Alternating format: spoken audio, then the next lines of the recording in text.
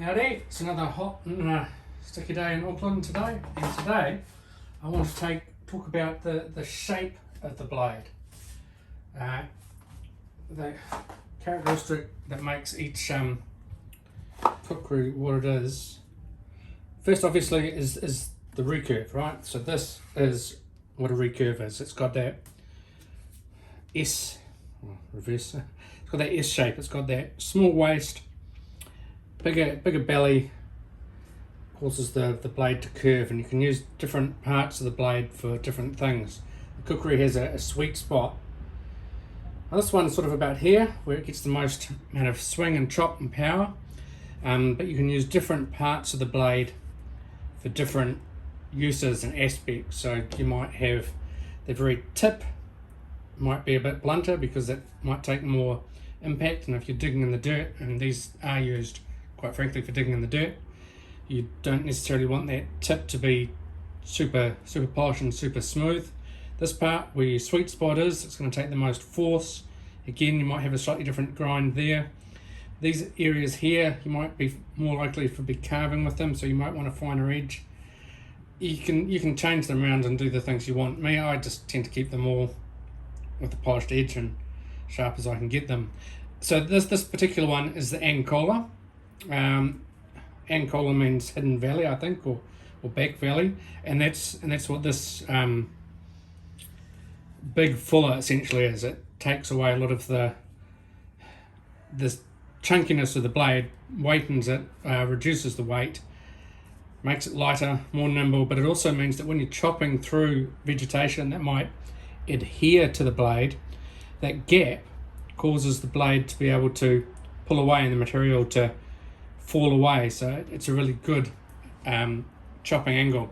This particular one has got a distal taper, so it's thicker here and gets thinner as it goes along. It's the same with the blade itself. It's thicker at this part and reduces there. I really like this particular shape. I think this blade with that fuller, incredibly attractive look, particularly useful. Only thing I don't particularly like about it, one, I'd like it to be longer, frankly, but this is the length it came with, and this is a good usable packable weight, and it's a little thing, the aesthetic, that sharp angle. I personally would just prefer more of a curved angle, but that's just the way this is, and it's a great, really lovely, lively, fantastic blade. Enough belly that I can actually flip food when I'm cooking, because I'll take it camping and it'll work as a spatula for me. Really nice, really good shape, really good blade, this one. Particularly happy with it. Now, another, probably one of the more common and recognisable shapes, blades, is a siripati. A siripati essentially is long and thin.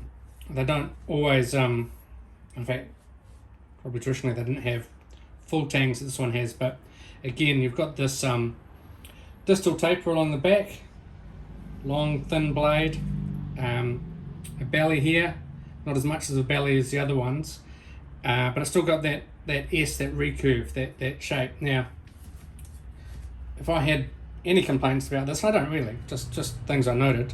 One is that I wish it had a fuller. It doesn't. It's such a thin blade that perhaps doesn't need it, or perhaps there's not room for it. It does have decoration here. I need to clean it up a little bit more again.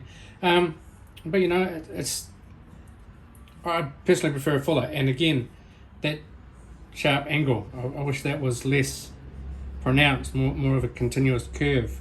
That's just my preference, but this is the way this blade comes. I guess also, if I was being picky, I might choose rat tail over full tang. I might choose Makata over wood. And if I was being really picky, I might say it's just a teeny bit too long. Not much, just that I'm used to the smaller blades, and when I'm chopping sometimes, I have had the tip get hung up occasionally and branches above my head.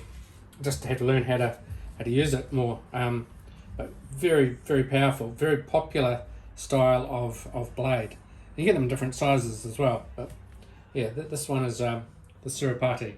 Tremendous blade.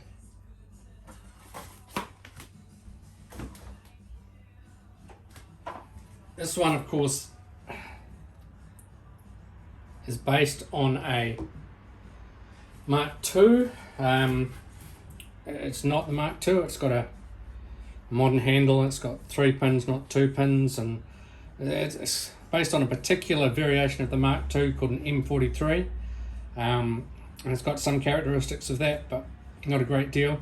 It's more, I think, what you call a budgepore, or I'm probably butchering the name, but fish head.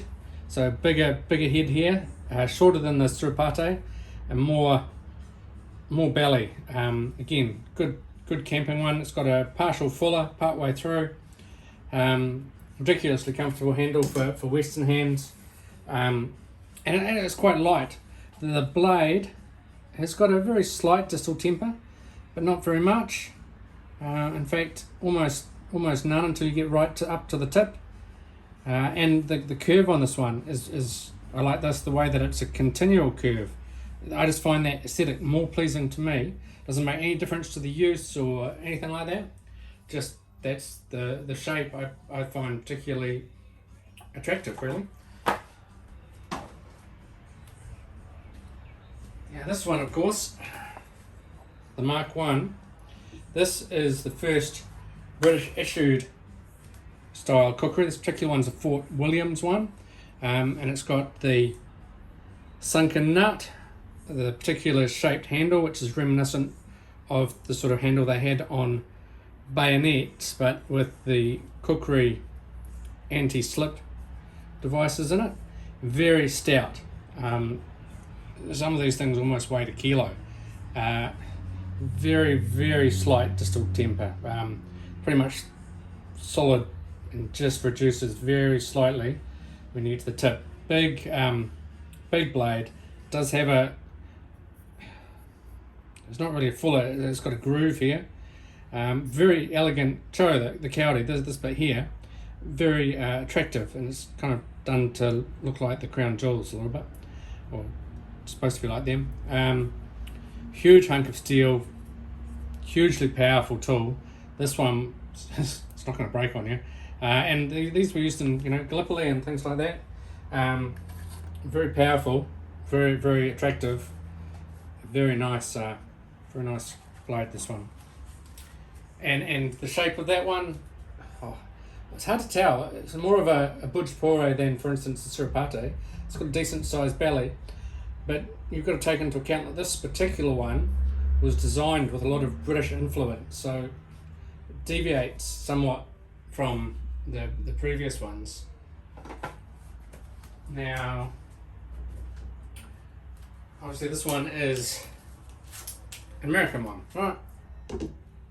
So, however, the guy who designed this, he did go over to Nepal. He was a knife maker and armour designer, and he wandered around and chatted to people, got their ideas. Famously said if he was ever stuck somewhere with one tool, he would like that tool to be a kukri. He recognised the benefit and the utility of it. This particular one, because it's Americanised, you can't really tell what it is.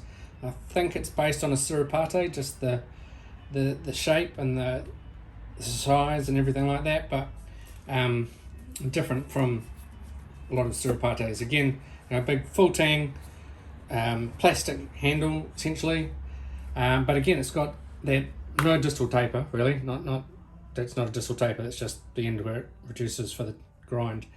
Full length the whole way through, and it's only 4.7 mils, so it gets away with that. Again, if you want a kukri-like tool, but you don't want to pay for handcrafted, this is a great K-Bar BK21. Fantastic tool. And then, of course, we have this one here from Heritage Knives. Now, this one, every time I get it up, I get a little thrill. It's a big boy, but it's not. And at the same point, look at that. It's got that distal taper, and it just disappears away to a point. Just really nicely done. Couple of little lines there, but they're not the neatest ones. They haven't been done as tidily as it could be, but the blade is very thin. It's strong. The Heritage blades, the difference that they bring to the table is that they buy virgin steel. Most people just use recycled steel. So that's is virgin steel better or not? It's just up to debate. But that's just the novel thing they do. A big blade. This is designed on a blade probably from about I think it was around 1890. So big belly, a lot of meat behind it, a military style weapon, but not a British design one. This is one that would have been issued, and this particular one, they call it the papu, and mentioned before there's debate about whether that's strictly correct or not, but this is a blade that will be very good. It's got that curve, beautiful curve. It's about the right length for me, actually. I really like the length. It's about 15 and a half inches, and only thing I would say is that it doesn't have a decent fuller. Probably doesn't need one because it's so thin, but if it was just a little bit thinner there, the belly just slightly thinner, and yeah, honestly, if it had a fuller all the way, that would be a lot nicer. So yeah, but I mean, this is, you can really go to town with this one, and this will do a lot of work. And being so big and so long there, it's not going to get damaged. And being a rat tail as well, the weight is, despite being such a thin blade, the weight is well forward and will let you chop. It's just a little bit wide all the way through. Yeah. Anyway, so that's the kind of shapes they have. I mean, there's other versions as well, the things they call henchies, which have got way more curve to the blade, and other models as well. But essentially, that covers your bases on what there are. There are lots and lots of other variations. Almost every little kind of hill that had a village had a blacksmith there who made either their own style of kukri or ones that they had learnt from people who had taught them. So there's a huge variation, but generally speaking, you get the sirapatis at one end, which are sort of the longest and thinnest ones, and then you get the ones more like the ankola, which tend to be shorter and have that quite harsh curve almost, but excel at chopping, as opposed to the sirapati, which is more of an all-rounder, but works by having that tremendous tip speed. Yeah. Anyway, guys, have a great day. Catch you later.